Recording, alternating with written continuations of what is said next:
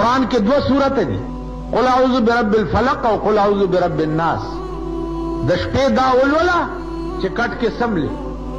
او پټول بدن باندې چوفکا او په تصور کې د کور نه غیر چاپیر چوفکا پټول شپه کې بده کور ته صفات نه راځي. تاسو خیال راځي ستاده بدن ته په دې شپه کې صفات نه راځي. نو عزیزانو دا خلق چې دومره لوی خلق شوی او داغه په دې قرآن او په دې حدیث پاره سن ایمانو چې زم انسان مو ابراهیم علیه السلام هم انسانو کہ ابراہیم او بے خطر کود پڑا، بے خطر کود پڑا آتش نمرود میں عشق، عقل تھی محو تماشائے لب بام بھی.